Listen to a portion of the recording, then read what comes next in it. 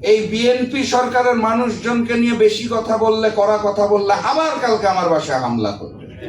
আমরা জান দেব, আমরা জুলাই দেব না। আপসহীন দেশনেত্রী বেগম খালেদা জিয়ার সুপুত্র, এবার ভাষা ঠিক আছে তো? বক্তব্য হবে না তো? আচ্ছা, এই বাংলার মাটিতে ভারতের সামনে মাথা নত করা কোন রাষ্ট্রীয় সরকার ব্যবস্থাকেও আমরা চাই না। তারা মূলত ভারতের একটা পুতুল সরকার হিসেবে দায়িত্ব করছে। ওই ভারতীয় আধিপত্যবাদ এবং বাংলাদেশের ফ্যাসিবাদ অথবা স্বৈরতন্ত্র একই সুতোর মধ্যে গাঁথা। যেই কথাটা আমি অতীতে অসংখ্যবার বলেছি যে জুলাই গণ অভ্যুত্থানে আমাদের যে লড়াইটা, এই লড়াইটা শুধুমাত্র ফ্যাসিস্ট শেখ হাসিনা অথবা আওয়ামী লীগের বিরুদ্ধে ছিল না, লড়াইটা ছিল মূলত ভারতীয় আধিপত্যবাদের বিরুদ্ধে। এবং যেই কারণে ৩৬শে জুলাই ফ্যাসিস্ট শেখ হাসিনাকে পালাতে হয়েছে কোথায়? ভারতে। ওই ভারতেই পালাতে হয়েছে, অন্য কোনো জায়গা কিন্তু তার জন্য এই দুনিয়াতে নাই। এবং আমরা অলরেডি খবর পেয়ে গেছি, উনি অত্যন্ত গর্বের সাথে নাকি ঘোষণা করেছেন যে শেষ নিঃশ্বাস ত্যাগ করতে হলেও ভারতের মাটিতে উনি শেষ নিঃশ্বাস ত্যাগ করতেন। কতখানি ভালোবাসা ওনার মনে ভারতের জন্য। এখানে লেখা আছে, আপনারা খেয়াল করবেন, সংক্ষেপে বিএপি। ইংলিশে যখন দেখবেন বাংলাদেশ আজাদ পার্টি ভেঙে ভেঙে বললো বিএনপির মতো বলতে হবে বিএপি। একসাথে বলে দেখেন, মজা লাগবে। বাপ, আমি বিশ্বাস করি বাংলাদেশ আজাদ পার্টি ভারতীয় আধিপত্যবাদের বিরুদ্ধে বাংলার মাটিতে ওই বাপের ভূমিকা রাখবে। এই বাংলার মাটিতে আমরা ভারতীয় আধিপত্যবাদকে চাই না। এই বাংলার মাটিতে ভারতের সামনে মাথা নত করা কোন রাষ্ট্রীয় সরকার ব্যবস্থাকেও আমরা চাই না। সেইটার জন্য যে বাপের দরকার ছিল, আমার ধারণা বাপের জন্ম হয়েছে।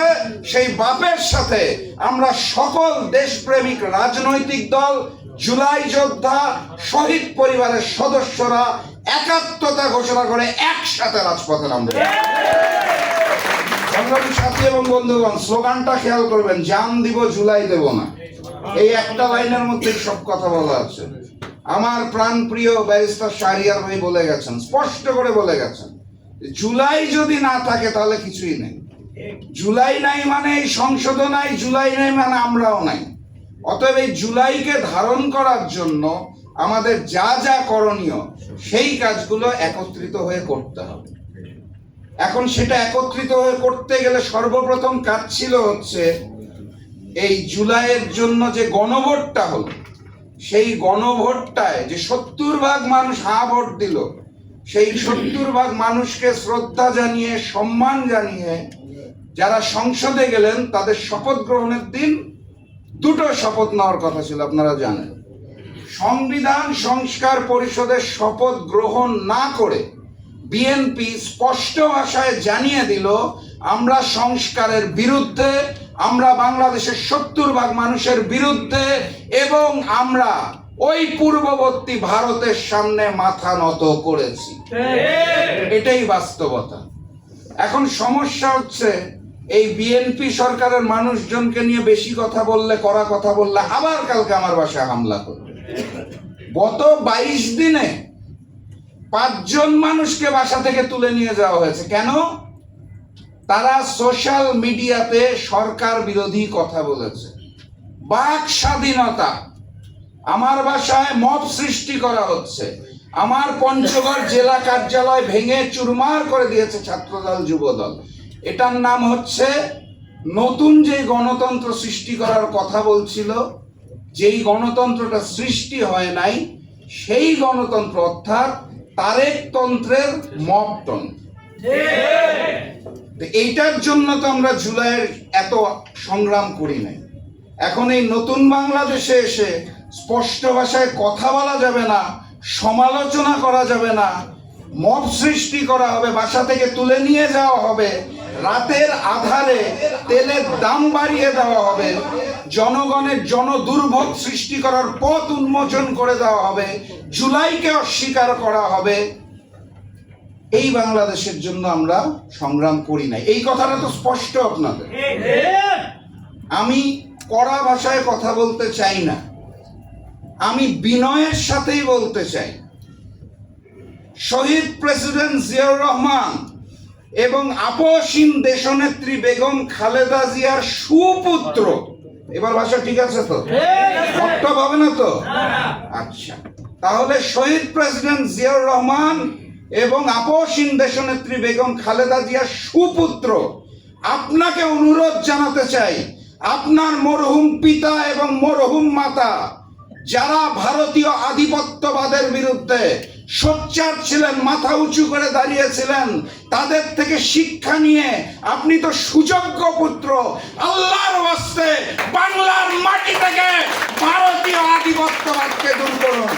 আল্লাহর ওয়াস্তে এই জুলাইকে ধারণ করুন, না হলে নতুন যেই গণঅভ্যুত্থান আসছে আপনি বাংকারের ভিতরে ঢুকিয়ে সুড়ঙ্গ দিয়ে দিল্লিতে পালাতে পারবেন। কথাবার্তা পরিষ্কার। আমার এই বাংলাদেশ আজাদ পার্টি যেই স্লোগান দিয়ে দিয়েছে, এটাই এই মুহূর্তে বাংলাদেশের সকল দেশপ্রেমিক মানুষের অন্তরে গাথা আছে। আমরা জান দেব, আমরা জুলাই দেব না। জুলাই আমাদের শিখিয়ে দিয়েছে কিভাবে রক্ত দিতে হয়, নতুন করে শিখার কিছু নাই। আর এই সংগঠনটার সাথে একটা মানুষ জড়িত আছে, মানুষটাকে আপনারা সবাই চিনেন, আমার প্রিয় হাসিন ভাই, চিনেন না? এই মানুষটাকে আপনি কি দিয়ে ভয় দেখাবেন, কি দিয়ে আটকে রাখবেন, তার মুখ কি দিয়ে বন্ধ করবেন? গুম ঘরের, আয়না ঘরের সকল অত্যাচার নির্যাতন সহ্য করে যিনি এখনো মাথা উঁচু করে দাঁড়িয়ে আছে, এরকম নেতৃত্ব, এরকম ভাই তো আমাদের সাথেই আছে। শহীদ পরিবারের মানুষরা আমাদের সাথে আছে, জুলাই যোদ্ধারা আমাদের সাথে আছে। ফ্যাসিস্ট শেখ হাসিনা আর ওই ভারতীয় আধিপত্যবাদের সামনে অতীতে মাথা নত করি নাই, আগামীতে ওই ভারতীয় আধিপত্যবাদ এবং তারেকতন্ত্রের সামনেও মাথা নত করবো না ইনশাআল্লাহ। মাননীয় প্রধানমন্ত্রীর তারেকতন্ত্র, ভাষা ঠিক আছে তো? তাহলে সবাই প্রস্তুত যুদ্ধের জন্য? আমরা একসাথে রাজপথে নামবো, কথা দিয়ে যাচ্ছি। আমার দলটা ছোট, লোকবল কম, কিন্তু রক্ত দেওয়ার জন্য প্রস্তুত আছি। প্রথম কাতারেই বাংলাদেশ আজাদ পার্টির সাথে থাকবো ইনশাআল্লাহ। আপনারা প্রস্তুত?